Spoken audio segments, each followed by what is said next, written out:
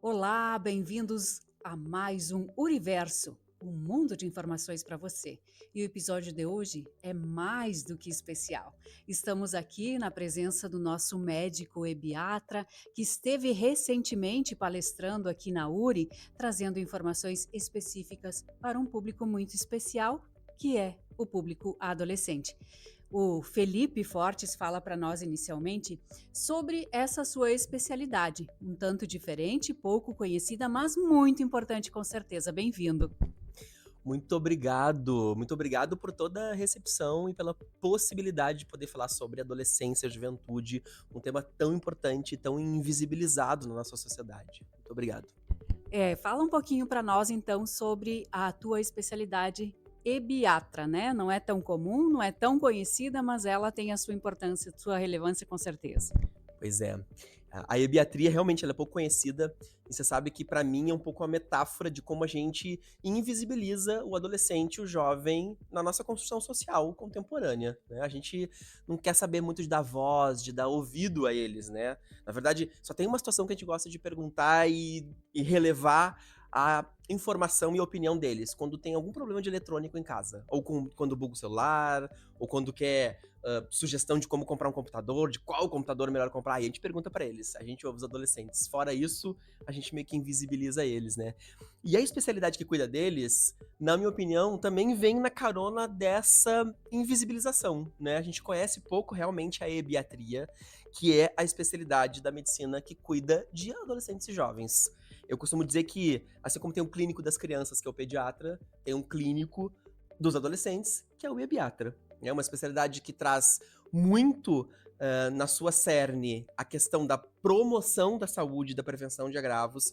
É claro que a gente trabalha também com patologias, né? Uma área da medicina. Se você tiver uma dor de cabeça, o adolescente está com uma dor abdominal, alguma coisa a gente vai ver, fazer o diagnóstico, etc. Mas a gente trabalha muito com acompanhamento de crescimento, desenvolvimento, puberdade e, principalmente, ações que promovam a saúde desse jovem. Muito bem. E nas suas falas, porque foram 2 momentos aqui na nossa universidade, você trabalhou bastante sobre a saúde do adolescente, né? Traz um pouquinho para a gente sobre a importância e os itens que você citou voltados a este público, por favor. Então, a adolescência é um momento muito bonito e especial e de uma oportunidade muito grande pra gente da saúde poder fazer ações assertivas que vão mudar a vida daquele indivíduo para sempre. Né? Na adolescência a gente está formando muito a nossa personalidade, construindo um autocuidado sobre a nossa própria saúde, então é um momento ideal para a gente poder atuar. E eu diria que neste momento, né, assim, a gente tem alguns tópicos importantes da saúde do adolescente. A listar. Primeiro, uso de telas. Né? A gente está muito perdido, não só adolescentes, também crianças, jovens, mais velhos, adultos, a gente, né, idosos. Mas na adolescência, a gente tem uma formação cerebral muito intensa, muito importante, que precisa ser cuidada, e as telas estão destruindo, tanto do ponto de vista emocional, como cognitivo e neurológico mesmo, o cérebro dos adolescentes. Então acho que é um tema importantíssimo pra gente sempre poder falar. Falei bastante hoje aqui, né, com os jovens, a questão do tempo do uso de telas, do conteúdo que eles estão assistindo. E, aliás, será que é legal um adolescente muito jovem ter celular? Então é tudo isso que a gente tá, hoje em dia, pensando, né? Porque o celular é a principal tela que tá na vida deles, né? E, claro, além disso, muito importante a gente falar sobre substâncias, né? O uso de drogas, o vape, o cigarro eletrônico, virou uma epidemia na juventude e a gente tem visto que é uma substância que pode ser mais nociva que o cigarro convencional. E, claro, sexualidade, né? Sempre é um tema muito importante. É na adolescência que a gente começa as nossas experimentações sexuais e é neste momento que a gente pode pensar uma vida sexual mais saudável ou menos saudável. Então, muito importante poder falar sobre consentimento, métodos, proteção contra ISTs, etc, para que eles tenham uma vida aí potente, criativa, saudável, legal, até os 129 anos. Nossa, que maravilha seria, né?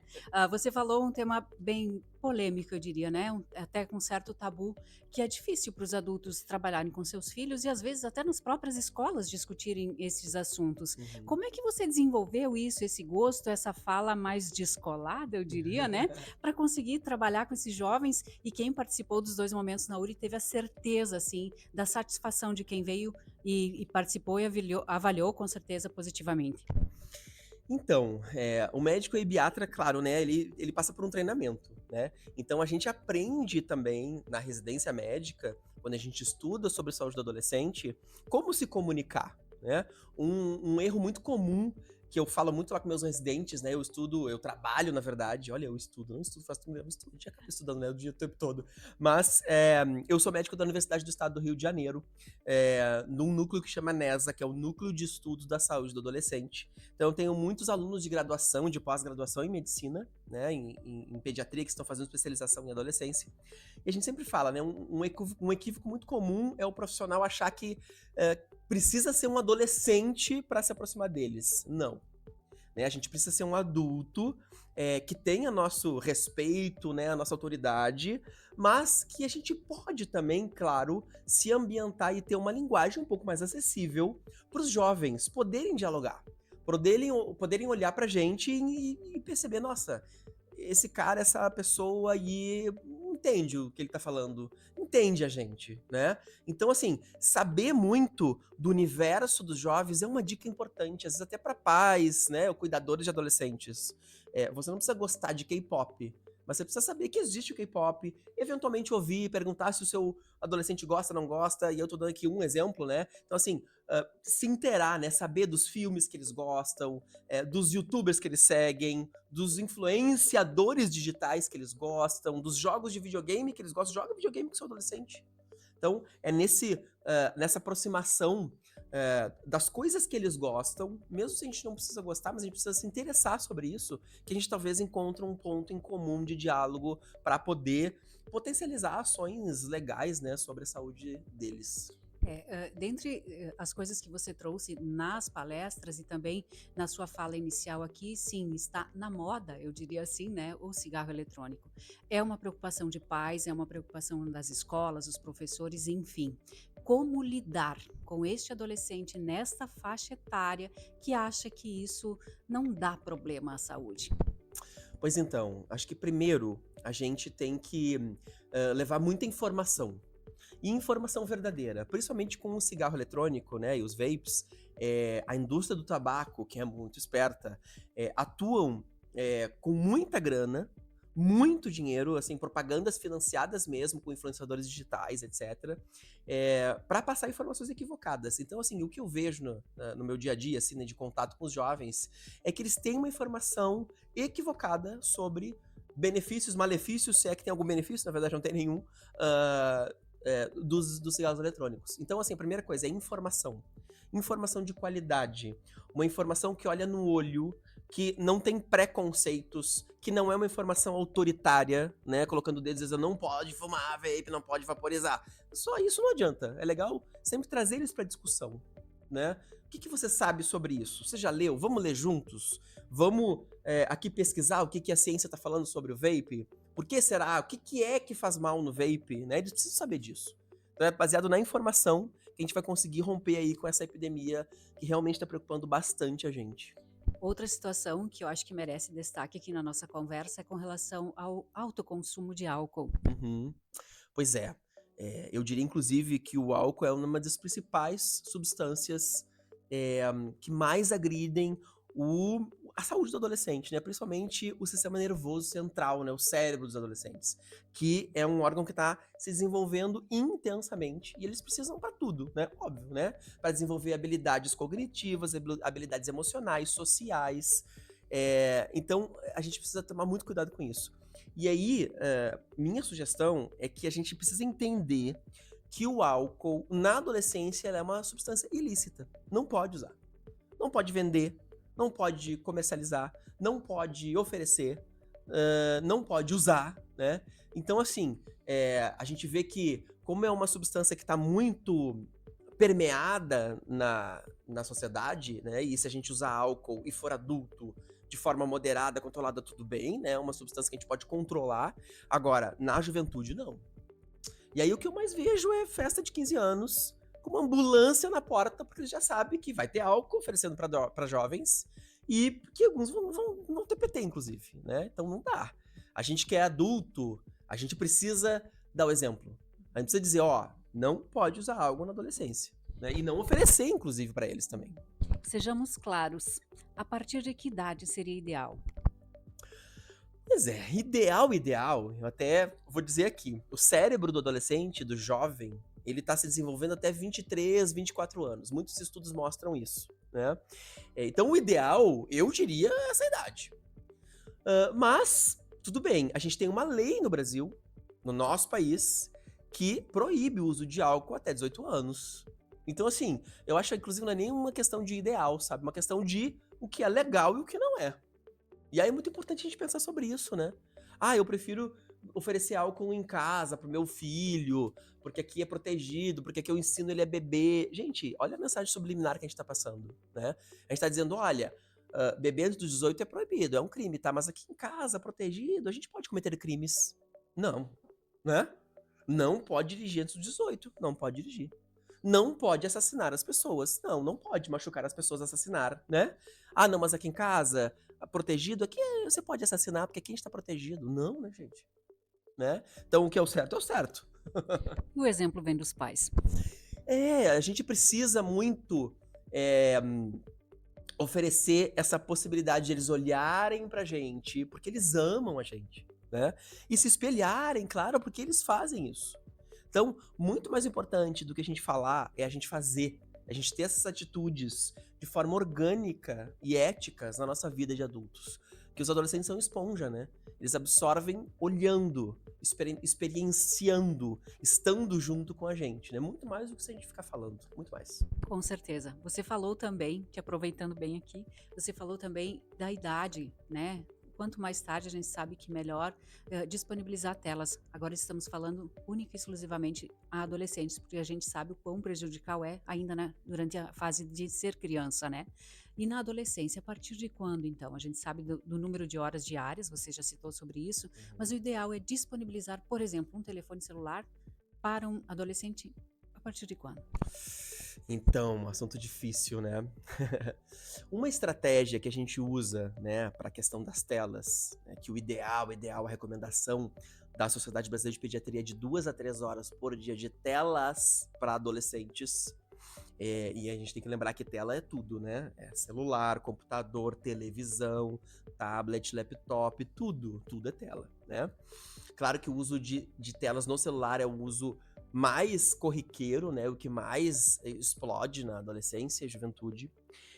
A gente tem usado como estratégia orientar para que esse contato com o celular seja o mais postergado possível, né? Seja o mais longe possível na vida desse indivíduo, né? Então a gente sugere cada vez mais que a gente pense em dar um celular para um ser humano a partir de 14, 15 anos e permitir redes sociais a partir dos 16. E também não dá assim só para, fez 14 anos, pá, toma aqui. Não. Até lá, você vai conversando exaustivamente em vários lugares da vida desse jovem sobre o uso do celular. Sobre o que é legal, o que não é, o que pode, o que não pode, quais são os perigos, quais são os golpes que podem ter, quais são os riscos, né? Você vai exaustivamente conversando. Na família, na escola, nos aparelhos de saúde, em vários lugares da vida desse jovem, né? Para que ele ouça o mesmo diálogo de vários lugares. Ele vai dizer, olha, peraí, isso aqui faz sentido, tá todo mundo falando a mesma coisa, né? Então, assim, para quando ele ganhar o celular com 14, que ele já tenha a informação na cabeça. E redes sociais, mesma coisa. Lá aos 16, quando for permitido abrir, ele já tem informações e conversado sobre redes sociais com seus pais, com a família, com os aparelhos de saúde, etc., antes disso.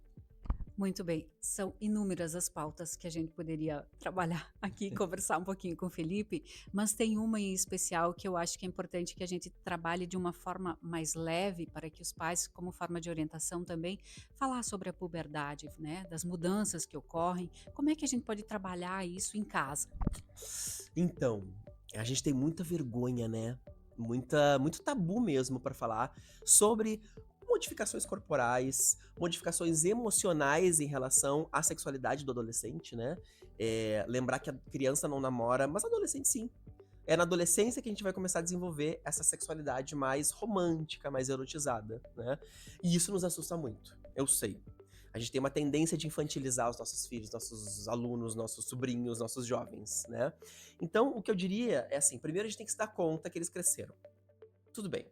A gente pode chorar um pouquinho. Ai, meu Deus, meu filho que era pequenininho, agora tá se masturbando, já tem pentelho, já, meu Deus do céu, e a menina já tá menstruando. E é isso, né? Já tá beijando na boca, sim, eles beijam na boca. Isso vai acontecer. Acho que é legal fazer um exercício de empatia. Depois que você reconheceu, né, que seu filho cresceu, né? E uma dica é olhar eles dormindo. Sabe, quando você olha eles dormindo, você olha o tamanhão, o tamanho do pé, né, o tamanho da mão, né, enfim, quase não cabe na cama. Essa é uma dica boa, olha eles dormindo. Depois que você se deu conta, fazer um exercício de empatia e lembrar da sua adolescência. Lembrar que você também já passou por esses perrengues, a gente tem uma facilidade de esquecer, né? Lembrar que a gente transgrediu também, a gente também fez coisa escondido, e é isso mesmo, né? O que não quer dizer que a gente vai liberar os nossos jovens. Ah, tá, eu já fiz, é isso mesmo, tudo bem. Não tô dizendo isso, né? Mas é legal a gente fazer esse exercício de empatia pra gente chegar neles com menos rusgas, né? Com menos dedo na cara, assim. Porque o dedo na cara e a testa enrugada só afasta, gente. Só afasta. É importante a gente colocar limites nos nossos jovens, claro, né? Limites sérios, bem precisos, porque um adolescente sem borda, sem limite, ele fica muito perdido, né? É instabilizador da saúde mental desse jovem não ter limites. Mas a gente precisa se aproximar, né? E aí, falando sobre sexualidade, eu acho que a grande questão é a gente poder falar sem tabus, sem ideias pré-concebidas, sem preconceitos, né? Fala um pouco sobre as suas questões. Lembra um exercício legal é esse, assim. Lembra um pouco sobre a sua adolescência. Lembra como é que começou essa questão da sexualidade na sua vida e conta um pouco das suas coisas pra ele. Pega uma caixa de fotografias antigas e vocês vão dar muita risada. Olha um pouco de fotografia antiga, lembra de algumas transgressões que você fez na sua adolescência e conta pra eles. Se vulnerabilize. Claro que a gente vai escolher qual é a transgressão que a gente vai contar. É óbvio, né? Eles não precisam saber de tudo. Mas é legal, essa coisa de se vulnerabilizar é muito legal porque abre portas. Mesmo que na hora o adolescente não fique se abrindo, né, assim, com a gente, aquilo fica guardado. Ele vai olhar assim, olha, meu Deus, minha mãe, hein? É gente como a gente. Meu pai, hein? Né? E aí isso pode surgir essa conversa pode ser um gatilho para um outro dia. Ele vai dizer, mãe, lembra que você contou que você pulou o muro? Ah, nem te conto o que aconteceu ontem. Sabe? Então abre portas. Essa vulnerabilização aproxima.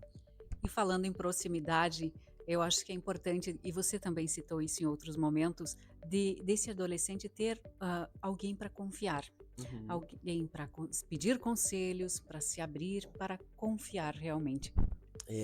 É muito importante que os adolescentes possam conversar com seus pares, né, que eles tenham amigos para poder socializar. Isso é desenvolver habilidades emocionais, cognitivas, etc. Mas ao mesmo tempo também é muito importante que eles tenham um adulto de referência, né? E claro, pode ser alguém da família, pode ser um pai, uma mãe, mas pode ser também um professor, um profissional da saúde. Então, como é importante a gente ter uma rede ampliada de jovens, adultos, pros jovens, de adultos que possam fazer alguns papéis importantes, porque a gente não dá conta de tudo também, né? A gente que é pai, mãe, cuidador de adolescente, a gente não dá conta de tudo e tudo bem. Tem algumas coisas que os jovens não vão ter intimidade e facilidade de conversar com a gente. Então é muito importante que eles também tenham uma rede de adultos legais, que eles confiam. E aí o papel da escola, né, da universidade para os jovens, né, para os adolescentes um pouquinho mais velhos. Como é importante a gente escolher uma escola legal, uma universidade legal, que ele que se identifique com os valores da minha família, que a gente confie também, porque vai ser protetor para a saúde desse jovem. Com certeza. E quem quer seguir o Felipe, já que a gente não pode falar sobre tudo aqui, né, neste espaço que temos, como é que faz? Então, pode me seguir no Instagram, @médico de jovens. É um Instagram muito para dar informações para mães, pais, cuidadores de adolescentes.